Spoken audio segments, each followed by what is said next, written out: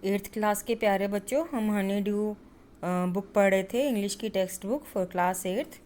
तो आपको याद होगा कल मैंने आपको पेज नंबर 112 पर यहाँ तक पढ़ा दिया था आपको, ऑर्किड्स तक। ऑर्किड्स वो छोटे छोटे फ्लावर्स होते हैं, फूल होते हैं। और क्योंकि ग्राउंड लिखा है तो ज़मीन वाले थे, तो हमने कल यहाँ तक पढ़ा था।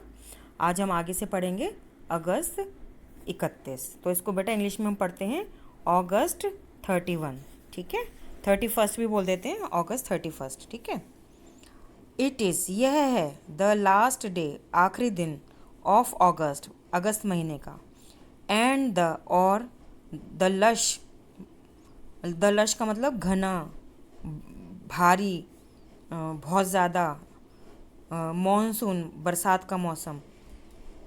ग्रोथ मतलब उगना, बहुत बढ़ना। हैज़ रीच्ड, पहुंच चुकी थी। इट्स पीक, अपनी ऊंचाई पर। इसका मतलब है कि अगस्त का आखिरी दिन था और जो लश मानसून ग्रोथ थी, मतलब बरसात के महीने में जो घने तरीके से हरे पौधे उग रहे थे, वो अपने सबसे ज़्यादा पीक पर पहुंच गए थे, चोटी पर पहुंच गए थे। द सीड्स, बीज, of the cobra lily, cobra नाम की जो लिली थी, जो आपको पीछे पिक्चर याद है, कोबरा लिली की पिक्चर भी थी। चलिए देख लेते हैं आपको याद दिलाने के लिए। ये देखिए, ये कोबरा लिली जैसे ऐसे बनी होती है, कोबरा की तरह से। ये ऐसे इसकी एक डंडी निकली होती है, ये फूल होता है, ये डंडी होती है, इसकी पत्तियाँ होती हैं।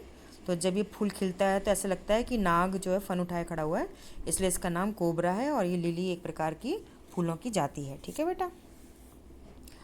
तो उसके जो बीज थे, आर टर्निंग रेड, वो लाल हो रहे थे।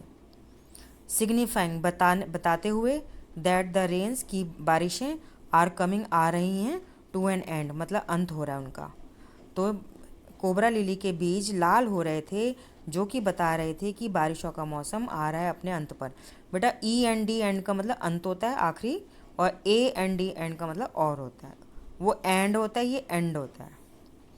इन अ फ्यू डेज, कुछ ही दिनों में, फ्यू मतलब कुछ ही दिनों में, द फंस, फंस भी एक प्रकार का पौधा होता है और इसमें कोई फूल बीज नहीं होते, पत्तियाँ पत्तियाँ होती हैं। ये पहाड़ों पर ज़्यादा उगता है क्योंकि इसको नमी वाला मौसम चाहिए।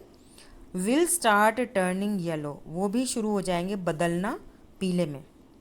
मतलब कुछ ही दिनों में फर्न के पौधे भी शुरू हो जाएंगे बदलना पीले में। बट लेकिन, राइट नाउ, अभी, इसी समय, दे आर स्टिल फर्म, अभी भी वो सख्त हैं, जुड़े हुए हैं, हरे हैं और सीधे खड़े हैं। अपराइट मतलब सीधे खड़े होना। फर्म मतलब मजबूत। ग्राउंड, ज़मीन। ऑर्किड मतलब ज़मीन वाले जो ऑर्किड फ्लावर्स थे, ये वाले। Put on A fashion display, उन्होंने, पुट ऑन ए मतलब रखा गया था, फैशन डिस्प्ले मतलब सुंदरता दिखाने के लिए। ऑन द ग्रासी स्लोप्स मतलब दिखाने के लिए घास से भरे हुए, स्लोप्स मतलब पहाड़ का जो टेढ़ापन होता है ना बेटा, उसकी बात करें। ऑफ लैंडोर, लैंडोर मतलब ये क्योंकि कैपिटल से नाम है तो ये जगह का नाम है बेटा, कैपिटल लेटर से नाम है ना। वाइल्ड डालियाज, वाइल्ड मतलब जंगली, डालियाज मतलब इतने बड़े बड़े, पूरे इतने बड़े बड़े फूल होते हैं, वो पूरे साइज़ के। जितना बड़ा आपका पापा का हाथ खुलता है ना, समझो उतने बड़े फूल होते हैं, उससे भी बड़े फूल होते हैं। उसका नाम है, जाति का नाम है डालिया। जैसे गुलाब एक जाति है, चमेली एक जाति है, गेंदा एक जाति है, ऐसे डालियाज भी एक जाति है। और जंगली मतलब जो जंगल में उगते हैं, लाल, पीले और मैजेंटा, रानी रंग के। रियर देयर हेड्स, उन्होंने उठाए हुए थे अपने सिर। फ्रॉम द रॉकी क्रेवाइसिस, पहाड़ की जो दरारें थी, क्रेवाइसिस मतलब दरारें थी, उसमें से अपने सिर उठाए हुए थे। क्योंकि जंगली थे ना बेटा, तो जंगल में तो जहाँ जगह मिलेगी वहाँ उग जाएंगे। ये रंग थे लाल, पीले, रानी कलर के, मैजेंटा कलर के, ठीक है। Where they have taken hold, जहाँ था उन्होंने लिया हुआ अपना राज्य। होल्ड मतलब अपने जगह बनाई हुई थी। स्नेक्स एंड रोडेंट्स, स्नेक सांप और चूहे। फ्लडेड आउट ऑफ, फ्लड माने तो बाढ़ होता है ना, तो flooded out of their holes का मतलब है, वो तो बिल में रहते हैं, होल्स मतलब बिल, उसमें से फ्लड आउट का मतलब पानी भर गया था ना, तो वो बाढ़ आ गई थी उनके छेदों में, तो सारे बाहर आ गए थे। तो उसके लिए हम शब्द इस्तेमाल करते हैं flooded out of their holes. And और बरोज, जो उन्होंने ज़मीन में जो बिल बनाए हुए थे। बेटा होल तो जो घर की दीवारों में छेद करते हैं ना फर्श में, उसको तो होल्स कह देते हैं।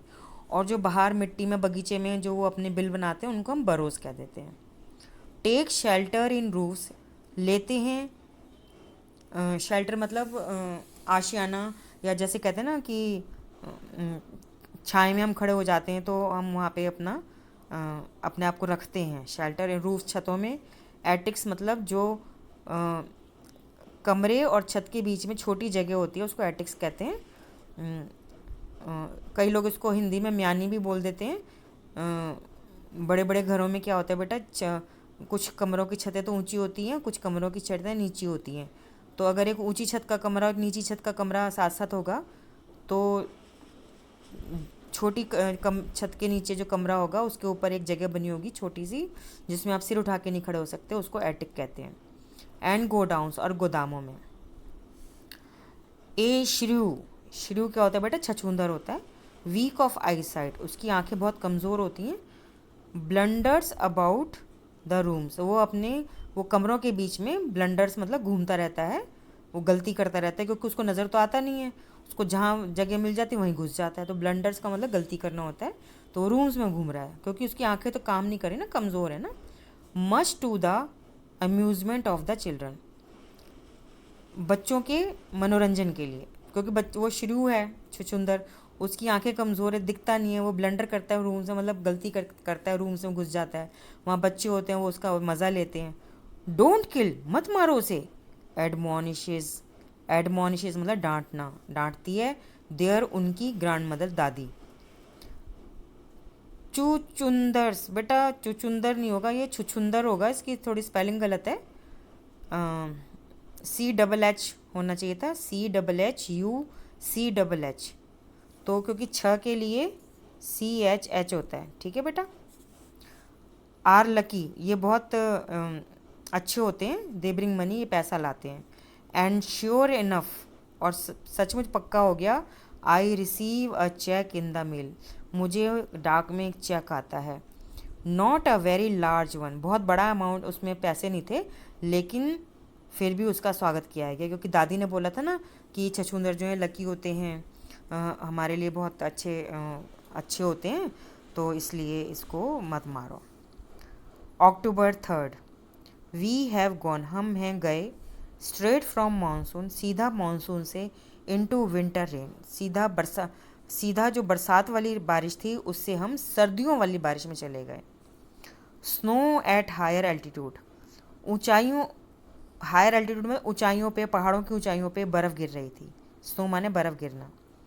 आफ्टर एन इवनिंग हेलस्टॉर्म, बाद में एन इवनिंग, शाम की।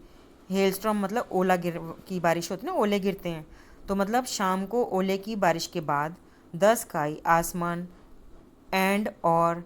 हिल्स माने पहाड़ियाँ। Are suffused with a beautiful golden light, मतलब जब शाम को ओला की बारिश हो गई उसके बाद जो आकाश था और जो पहाड़ियाँ थीं वो भर गई थीं। सफ्यूज मतलब भर गई थी एक बहुत ही सुंदर सोने जैसी पीली चमकीली लाइट से। ठीक है बेटा, अब हम अगले पेज पर आते हैं, पेज नंबर 113 पर। January 26, winter rains in the hills, सर्दियों की बारिश पहाड़ों में। In the hushed silence of the house, मतलब बिल्कुल जो कहते हैं ना शांति, की पिन भी गिरे तो आवाज़ आई, इतनी शांति जो थी, बिल्कुल बिल्कुल चुपचाप की जो शांति थी घर की, उसके अंदर। इंदा है ना बेटा, उसके अंदर। When I am quite alone, जब मैं होता हूँ बिल्कुल अकेला। क्वाइट अलोन का मतलब होता है बिल्कुल अकेला। वैसे क्वाइट का मतलब हम कहते हैं ना चुप हो जाओ, मैडम कई बार बोलती है ना आपको, क्वाइट क्लास बी क्वाइट, तो क्वाइट का मतलब चुपचाप। लेकिन जब हम क्वाइट और अलोन शब्द लिखते हैं इसका मतलब होता है बिल्कुल अकेला। वैसे तो अलोन माने अकेला होता है, लेकिन क्वाइट अलोन मतलब बिल्कुल अकेला। एंड माई फ्रेंड, और मेरा दोस्त, हु वाज हियर, जो कि यहाँ आया हुआ था, हैज़ गॉन, चला गया है। इसको दोबारा पढ़ेंगे। कि जो सर्दियों की बारिश थी पहाड़ों में, उसके बारे में बता रहा है कि अंदर बिल्कुल चुपचाप जो शांति थी घर की, जब मैं बिल्कुल अकेला था और मेरा दोस्त जो वहाँ आया हुआ था जा चुका था। इट इज़ वेरी लोनली, वह है बहुत अकेलापन। वेरी क्वाइट, बिल्कुल शांति, बिल्कुल चुपचाप। एज आई सिट, जैसे मैं बैठता हूँ। इन अ लिक्विड साइलेंस, मतलब बिल्कुल लिक्विड साइलेंस मतलब बिल्कुल शांति में, कहीं कोई आवाज़ नहीं, कोई चिड़िया की, कोई बिजली की, कोई पत्तों की, चूहों की, बिल्लियों की, किसी की कोई झिंगुर तक की आवाज़ नहीं घर में। ए साइलेंस विद इन, ऐसा लगता है कि मेरे अंदर ही शांति हो गई। विद इन मतलब अपने अंदर। सराउंडेड बाय, घिरा हुआ। Of the rhythm of rain, बारिश की जो आवाज़ थी ना वो एक संगीत की तरह से थी। रिदम ऑफ रेन मतलब बारिश की संगीत के से घिरा हुआ था। द स्टेडी ड्रिफ्ट, स्टेडी मतलब बिल्कुल सीधा, ड्रिफ्ट मतलब बहना। ऑफ वाटर ऑन लीव्स, मतलब बारिश की जो हो रही थी, देखिए बारिश का सीन दिख रहा है, बारिश हो रही थी, वो एक संगीत की तरह से लग रही थी और उसमें एक सीधा बहाव था पानी का जो कि पत्तियों पर गिर रहा था। ऑन लीव्स मतलब पत्तियों पर गिर रहा था। ऑन लेमन्स मतलब नींबू पे गिर रहा था, तो बेटा नींबू का पेड़ होगा ना उसके ऊपर गिर रहा था। ऑन रूफ, छत पर गिर रहा था। ड्रमिंग मतलब धम धम धम आवाज़ कर रहा था। ऑन ड्रेंच्ड डहालियाज, ड्रेंच्ड का मतलब होता है पानी में भीगे हुआ। डहालियाज मतलब फूल थे ना बड़े बड़े। एंड विंडो पेन्स मतलब जो खिड़की की के पल्ले थे उनके ऊपर। वाइल द मिस्ट होल्ड्स, जबकि धुंध ने पकड़ा हुआ था। द हाउस, घर को। इन अ डार्क कैरस, एक गहरे अंधेरे। कैरस मतलब प्यार में, जैसे आपकी मम्मी प्यार में आपको पकड़ लेती हैं, भाई को ऐसे दोनों हाथों में कहती हैं और बेटा ठीक हो, या कोई आपके घर में बच्चा आता है जैसे मम्मी उन गले लगा लेती हैं उसको, तो उसको कैरस बोलते हैं। तो मिस्ट यानी धुंध ने घर को ऐसे जकड़ा हुआ था जैसे वो प्यार कर रही है। एज आई पॉज, जैसे मैं रुकता हूँ, पॉज मतलब रुकता हूँ। नियर अ विंडो, पास में एक खिड़की के। द रेन स्टॉप्स, बारिश होना बंद हो जाती है। एंड स्टार्ट्स अगेन, और फिर शुरू हो जाती है। एंड द ट्रीज, और जो पेड़ थे, नो लॉन्गर ग्रीन, अब हरे नहीं थे, बट ग्रे, सलेटी हो गए थे। तो बेटा पौधे तो हरे ही थे, पेड़ तो हरे थे, लेकिन बारिश इतनी हो रही थी, धुंध इतनी थी कि उनका हरापन धुंध में छिप गया और वो ग्रे यानी स्लेटी रंग के नज़र आने लगे। देखो ये होता है ग्रे कलर, स्लेटी रंग, ठीक है बेटा। मैनेस मी, तो मैनेस का मतलब क्या होता है? धमकाओ मुझे, डराओ मुझे। विद देयर लोनलीनेस, अपने अकेलेपन से। तो जो राइटर है जो लिख रहा है ये डायरी, वो कह रहा है धमकाओ मुझे अपने अकेलेपन से, क्योंकि वहाँ पे किसी की आवाज़ तो थी नहीं, कोई तो है ही नहीं उसके साथ, अकेला था ना, वो दोस्त भी था वो भी चला गया था ना। मार्च 23, लेट मार्च मतलब मार्च महीने का अंत था। एंड ऑफ विंटर, सर्दी का महीना ख़त्म हो गया था, होने वाला था मतलब, या का अंत था मतलब। द ब्लैकेस्ट क्लाउड, सबसे काले बादल, सबसे ज़्यादा काले, ब्लैकेस्ट मतलब सबसे ज़्यादा काले बादल, cloud. I have ever seen, जो मैंने कभी अभी तक देखे हैं। स्क्वैटेड ओवर मसूरी, स्क्वैटेड मतलब बिखरे हुए थे, ढका हुआ था उन्होंने। मसूरी बेटा कैपिटल से इसका मतलब ये नाम है। तो मसूरी एक शहर है पहाड़ों में जहाँ पे ये रस्किन बॉन्ड जो ये कहा डायरी लिख रहा है वो रहता था। तो उसने कहा कि सबसे ज़्यादा काले बादल जो मैंने कभी देखे आज तक, वो स्क्वैटेड ओवर मसूरी मतलब पूरी मसूरी के ऊपर फैले हुए थे, ढका हुआ था। एंड देन, और तभी, ये जो THEN होता है तभी, it held marbles for half an hour, तभी उसमें से ओले, हेल मतलब ओले और हेल्ड माने ओले गिरना, तो ओलों को उसने मार्बल्स यानी कंचों की तरह से माना है, तो कंचे जैसे लग रहे थे। Held marbles for half an, आधे घंटे तक वो कंचे की तरह से ओला गिराते रहे। नथिंग लाइक अ हेल स्टॉर्म, वो एक ओला का तूफान नहीं था। टू क्लियर द स्काई, जो कि आकाश को साफ करता। इवन एज आई राइट, जैसा कि मैं अभी भी लिख रहा हूँ। आई सी अ रेनबो फॉर्मिंग, मैं देखता हूँ एक इंद्रधनुष बनता हुआ। तो वो कह रहा है कि तूफान, ओले के तूफान नहीं था जो आकाश साफ करे। तो बेटा ये जो वाक्य है ना, इसका मतलब ये है कि ऐसा उसने तूफान ओले का कभी नहीं देखा था कि जिसने आकाश को भी साफ कर दिया। और धूप निकल रही थी, इसलिए रेनबो यानी इंद्रधनुष बन रहा था। ठीक है, तो इंग्लिश में बेटा थोड़े से वर्ड मीनिंग हो जाते हैं चेंज। कॉम्प्रिहेंशन चेक करेंगे अब हम। पहला क्वेश्चन है, when does the monsoon season begin and when does it and. तो इसका आंसर लिखेंगे, यहाँ से लिखेंगे the monsoon season begins, begin के बाद ऐसे लगाएं बिगिन्स इन, कब होता है बेटा, जून में होता है ना, in June, and it ends, ऐसे लगाएंगे, एंड्स इन अगस्त। ठीक है, दोबारा सुनेंगे answer. The monsoon season begins in June and it ends, ऐसे लगा देंगे, इन अगस्त। ये आंसर हो गया। How do you prepare to face the monsoon. तो इसमें आप लिखेंगे वी, वी आ जाएगा यहाँ पे, we prepare to face the monsoon. तो मतलब बारिशों में आप क्या करते हो, by covering, by covering everything with, किससे ढक देते हो, विद प्लास्टिक। या आप अंदर भी कीप एवरीथिंग इनसाइड होम, आप लिखो अपने आप। ठीक है, तो फिर से सुनेंगे। The monsoon season begins in June and it ends, ऐसा लगा देंगे, in August. How do you prepare to face the monsoon. We prepare to face the monsoon by covering everything with plastic. Second is, which hill station does the author describe in this diary entry। कौन सा hill station यानी पहाड़ी शहर जो है author मतलब जो writer Ruskin bond उसने बताया है इसमें। तो बेटा ये मसूरी है ना, मसूरी। अब इसका सेंटेंस कैसे बताएंगे, मसूरी इज द, यहाँ लिख लीजिए, Mussoorie is the hill station, इसकी जगह आ जाएगा which the author has described in this diary entry.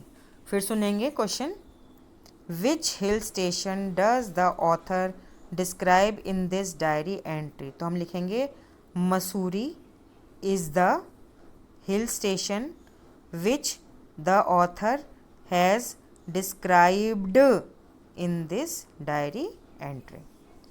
ठीक है, थर्ड है, for how many days does it rain without stopping, what does the author do on these days.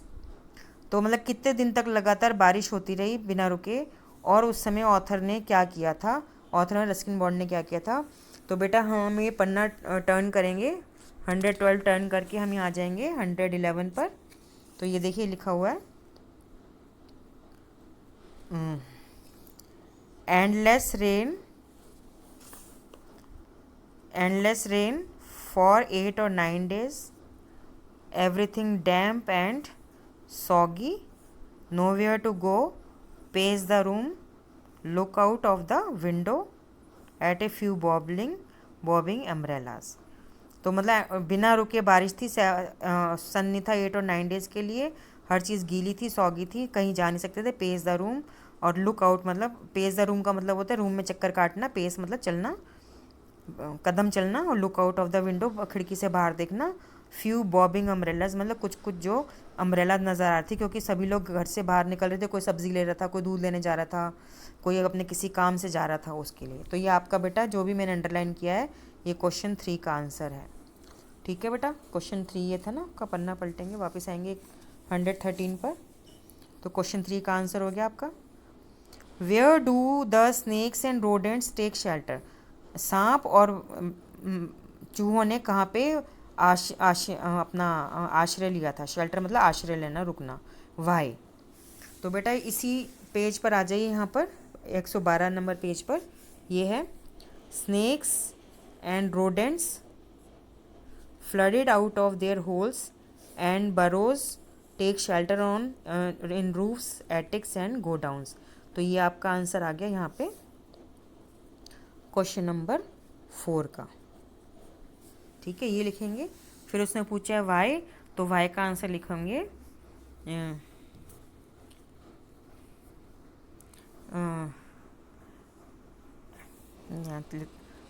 लिखेंगे as their holes were flooded. तो flooded मतलब उनके छेदों में, उनके जो घर थे उसमें पानी भर गया था। ठीक है, तो यहाँ पे भी हम ना शॉर्ट कर देते बेटा, स्नेक्स एंड रोडेट्स, ये काट दीजिए आप, ये मत लिखिए आप, ये मत लिखिए, ये नहीं लिखो। आपका 4th का आंसर है snakes and rodents take shelter in roofs, attics and godowns. कौन से क्वेश्चन का आंसर हो गया 4th का? As their holes were flooded. ठीक है, इसको पूरे वाक्य को जोड़ के लिख देंगे आप। फिर से सुनेंगे, क्वेश्चन नंबर 4 उतारेंगे। Where do the snakes and rodents take shelter, why? तो आप यहाँ से लिखेंगे स्नेक्स एंड रोडेंट्स, तो बेटा टेक की जगह यहाँ हो जाएगा टुक, टुक। तो टेक की जगह क्या है? टुक। तो आपका 4th क्वेश्चन का आंसर अब बिल्कुल कंप्लीट बोल रही हूँ। Snakes and rodents took shelter in roofs, attics and godowns. और फिर यहाँ आ जाइए, as their holes were flooded. ठीक है, question number 5 is what did the author receive in the mail? तो द ऑथर, आंसर लिखें, द ऑथर रिसीव्ड, ठीक है, रिसीव्ड अ चेक। यहाँ लिखा था ना, receive cheque in the mail, तो इसका आंसर हो गया the author received a cheque in the mail.